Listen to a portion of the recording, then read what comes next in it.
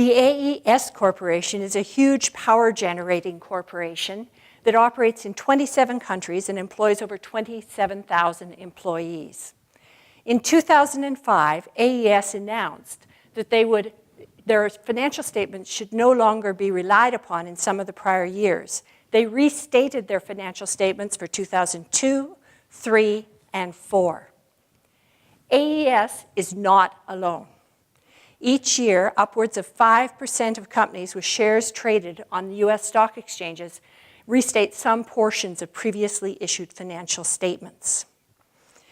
In my research, I plan to study the associations shown in this slide between the board of directors, management, and the auditor characteristics with unintentional errors, companies that make those, such as AES, and companies that make intentional misstatements, such as Enron. I believe this study is important.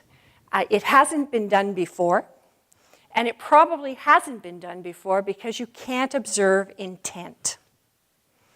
Nonetheless, I think we have to try. And so, the way I've begun my research is to try to separate unintentional errors from intentional misstatements. And to do that, I conducted an automated text search of over 10,000 financial restatement announcements. I used that information to identify the unintentional errors. And then I compared how they were doing in the next step to validate my proxy for unintentional errors. I compared those to the companies that the SEC, the Securities and Exchange Commission in the US, found had committed fraud. And I find predicted differences based on accounting measures that accounting researchers use that I'm sure you may not like the details of here today. So, having done that in the first stage and validated my proxy, I'm now busy working on looking at these associations between board, the management, and auditor characteristics in those two groups of companies. I think this research is exciting, and the reason I do is because we all use financial statements. Now, some of us don't use them directly, but we all use them indirectly. Because the institutional investors that plan our pensions and our retirement savings and manage those, they use financial statements.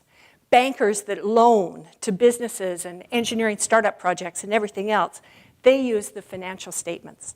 And we basically need them to be better. And for that reason, I believe that looking at the determinants of unintentional and intentional errors will make a difference to financial reporting quality. Thank you.